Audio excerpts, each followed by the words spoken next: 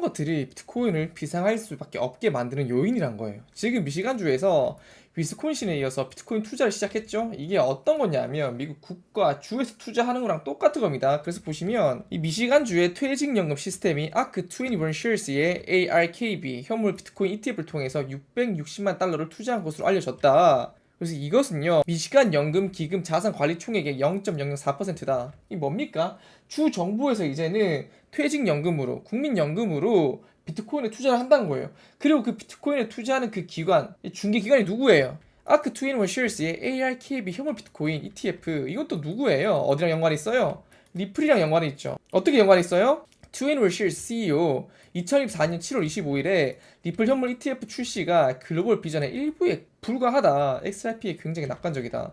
우리는 리플 현물 ETF를 출시시키겠다라는 것과 비슷한 의미이죠. 아무튼 지금 중요한 게요, 미국 정부에서는 비트코인 투자를 굉장히 적극적으로 해나가고 있다는 거예요. 이것은요, 올해 2024년 5월달부터 미국 위스콘신주 연기금에서 비트코인 현물 ETF 시장에 최초로 참여를 했는데, 이제는 그러한 현상이 기하급수적으로 활성화되고 있다는 거예요.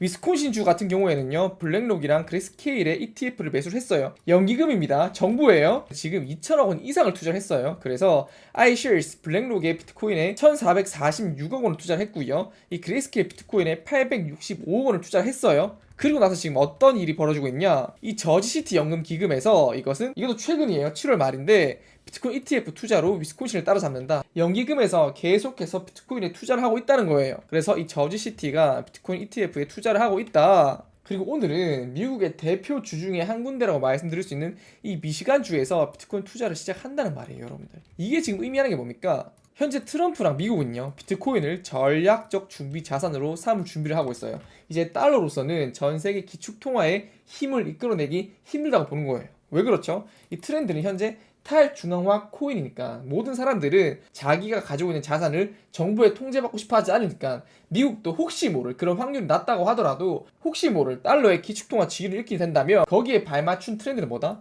이 비트코인이다. 그래서 여기에 대해서 대비를 할 필요가 반드시 존재한다는 거죠. 그래서 지금 뭡니까? 비트코인 매거진. 이 사람이 누구예요?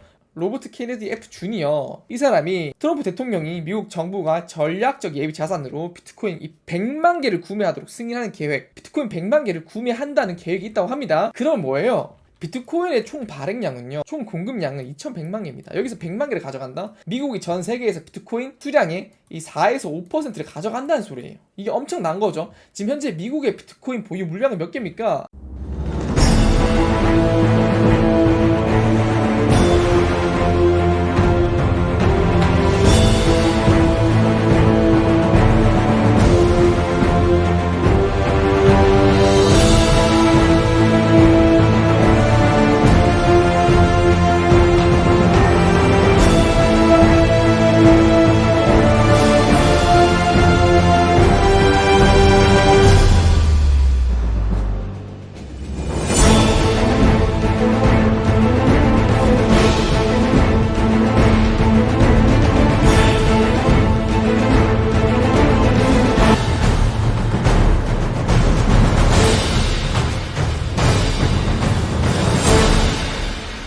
현재 미국은 대략 21만 개로 전체 비트코인 발행량의 1% 남짓에서 소유하고 있습니다. 중국이 2위로 19만 개를 가지고 있고요. 그런데 그런 미국이 100만 개의 비트코인을 구매를 한다? 그러면 비트코인 가격은 당연히 상승할 수밖에 없겠죠. 어떻게 상승할 수밖에 없습니까? 최근에 독일 정부에서요, 비트코인 전략을 매각했었어요. 이게 5만 개입니다. 5만 개. 그런데 이 5만 개를 투자할 때 자체도 비트코인의 가격은 1억 원에서 7,700만 원까지 대략 23%가 빠졌는데요. 100만 개를 구입한다고 하면 비트코인 가격은 얼마나 오를까요? 그리고 이것은 비단 미국만의 문제가 아니에요. 미국이 100만 개를 구입한다고 한다면 그 라이벌 국가인 중국은 가만히 있을까요? 현재 중국의 비트코인 보유 물량은요, 19만 4천 개로 미국과 거의 차이가 나지 않아요. 중국은요, 분명히 미국을 의식을 하고 있습니다. 중국이 비트코인을 금지를 시켰지만 왜 비트코인을 안 팔고 있을까? 당연히 중국에서도 새로운 흐름이 찾아올 가능성을 배제할 수 없다는 거겠죠. 그 새로운 흐름은 비트코인 때문일 것이고요. 그리고 이러한 중국뿐만 아니고 한국, 일본, 지금 다양한 선진국들이 존재하는데 이 비트코인을 보유하고 있지 않은 다양한 정부에서 비트코인을 매집하지 않을까요? 미국이 이번에 이 100만 개 비트코인을 매수를 한다면요, 비트코인의 매수는요 각국 정부의 트렌드가 될 거예요. 그러면 비트코인 가격은 어떻게 될 것이냐? 이렇게 되겠지. 캐시 우드의 말처럼 비트코인은 슈퍼 고속도로다. 380만 달러 간다. 한 개당 가격이. 이 380만 달러가 한 개로 50억 원이죠. 지금부터 50배나 오를 가능성이 캐시 우드에 따르면 있다는 거예요. 그리고 이러한 가능성이 결국 각국 정부에서 비트코인 매집에 대한 열을 올린다면은 충분히 가능하다는 겁니다. 왜? 이 펌핑의 주체는 일반적인 세력이 아니고 미국, 중국, 한국, 일본 등의 이러한 선진국들이 비트코인의 매수를 시작할 것이니까요. 그런 비트코인의 시가총액은요 아직 9위밖에 안 돼요. 전 세계에서. 지금 여러분들 보시는 것처럼 은보다도 낮고요. 아람코 거대 회사죠. 사우디아라비아의 거대 회사지만 이러한 회사들의 시가총액만큼도 안 돼요. 여러분들. 디지털 금이라고 불리는 비트코인이요. 지금 비트코인이 대체 자산으로 각광받고 있는데 물론 거대한 기업이지만 일개 한 기업의 시가총액만큼도 못하다는 게 현재의 현실입니다. 이게 의미한 게 뭐냐? 비트코인이 분명히 성장 가능성이 굉장히 높다라는 거예요. 금의 시가총액을 보시면요 이러한 기업들이 도저히 따라잡을 수 없는 구조예요. 시가총액이 무려 2억 원입니다. 반면에 비트코인의 시가총액은 2천조 원도 되지 않아요. 상승 가능성이 굉장히 높다라는 거예요. 지금 중국도 보시면 심상치 않다는 겁니다. 중국 비트코인 규제 완화 소문이 확산되고 있다. 미중 경쟁 가능성이 분명 존재한다. 그리고 이러한 구도는요 현재 이 비트코인 보유 물량을 통해서도 우리가 확인할 수가 있어요. 미국과 중국 각각 사이좋게 1위, 2위를 차지하고 있습니다. 둘 다 1% 남짓한 물량을 들고 있고요. 지금 이 비트코인 자체가 사람들에게 있어서 신뢰성이 굉장히 많이 보강이 된 상태이기 때문에 혹시 자국 통화가 망한다면 비트코인으로 갈아탈 사람들이 많다는 거죠. 그리고 이거 자체가 의미하는 것은 비트코인은 지금 자산화가 되었다라는 것을 의미를 하는 거고요. 로버트 K 주니어에 따르면은 미국 정부가 전략적 예비 자산으로 비트코인 100만 개를 구매한다는 계획이 존재한다는 거고요. 그리고 미국이 구매를 한다면 중국도 당연히 경쟁을 한다는 말이에요. 현재 코인판 순위를 보시면요 1위 비트코인, 2위 이더리움, 3위 솔라나, 4위 리플이죠. 우리가 이 4가지 코인들에 대해서 탐구를 해봤을 때 현재 전 세계 10위권에 있는 시가총액 중에 유일하게 포함된 코인 자산은 비트코인밖에 없습니다. 나머지들은 다 금과 은의 자산이고요. 그 외의 것들은 다 주식이에요. 기업 가치죠. 그런데 이 코인판이 하나의 자산으로 완전히 자리 잡는다면 이 10위권의 시가총액 중에 코인이 못해도 3개는 들어갈 수 있지 않을까? 아니 이 못해도 20위권 중에 못해도 5개는 들어가 있지 않을까? 왜 그렇죠? 상위 20개 중에 기업만 하더라도요 무려 16개나 됩니다. 이 중에 코인은 비트코인 하나밖에 없어요. 이 말은 뭐냐? 코인 산업이 성장한다면 이 20위권 중에서도 전 세계 20개 자산 안에 드는 코인들이 5개는 생길 거란 말이에요. 그럼 그 속에 어떤 게 들어가 있냐? 이더리움이 들어가 있을 거고요. 솔라나가 들어가 있을 수 있고요. 리플도 들어가 있을 수 있습니다. 당연히. 상위 4개 중에 1개니까요. 그런데 지금 그 이더리움은 어때요? 이더리움은 안타깝게도 이 ETF의 영향력이 비트코인만큼 대단하지 않았어요. 전날에 1.63달러의 순유치를 벌어주고 있고요. 그래서 현재 보시면 이 비트코인과 이더리움의 ETF를 비교한 건데 이더리움 같은 경우에는요 7월 25일 기준으로 얘가 ETF를 출시된 지 얼마 되지도 않았는데 계속해서 유치를 벌어주고 있어요. 비트코인은 아직까지도 순유입을 벌어주고 있는데 말이죠. 근데 사실 이더리움은 어느 정도 예측 가능했어요. 현재 이더리움은 솔라나에 따라잡히고 있는 실정이죠. 이미 기술력이랑 모든 것들이 솔라나가 이더리움보다 모든 면에서 더 완벽하다고 보시면 됩니다. 그리고 이더리움 뭡니까? 러시아 코인. 솔라나 뭐예요? 미국 코인이에요. 결국 이더리움은 나중에 솔라나에게 따라잡힐 수밖에 없어요. 그럼 리플 어떠냐? 얘 미국 코인이죠. 얘가 지금 다시 도지코인과 시가총액의 차이를 2배 가까이 벌리고 있어요. 그리고 솔라나랑도 2배 정도 차이가 나죠. 열심히 따라잡고 있습니다. 그런 리플 뭐예요? 미시간주 아까 제가 말씀드린 것처럼 아크 투애니멀 쉐어스의 비트코인 ETF를 사고 있는데 이 아크 투애니멀 쉐어스 뭡니까? 이번 XRP ETF 출시를 굉장히 긍정적으로 보고 이 규제 문제 해결이 관건이다 라고 말하는 곳이 바로 투애니멀 쉐어스라는 거예요.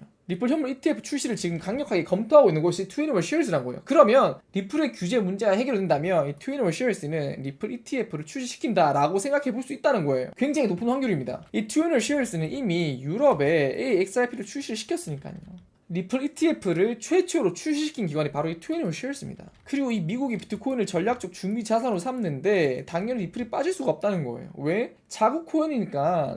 그럼 비트코인, 이더리움, 솔라나, 리플 뭡니까? 현재 상위 20개, 전 세계 상위 20개 자산들 중에 당당하게 포함이 될 수 있다는 소리예요. 코인 산업 자체가 장기적으로 영향을 받는다면요. 그러면 현재 리플의 시가총액 얼마입니까? 비트코인 시가총액 1800조 원, 이더리움 시가총액 500조 원, 이더리움까지는 그렇다 쳐. 솔라나 시가총액 100조 원, 리플의 시가총액 46조 원이에요. 그런데 상위 20개 자산들의 시가총액은요 700조 원입니다.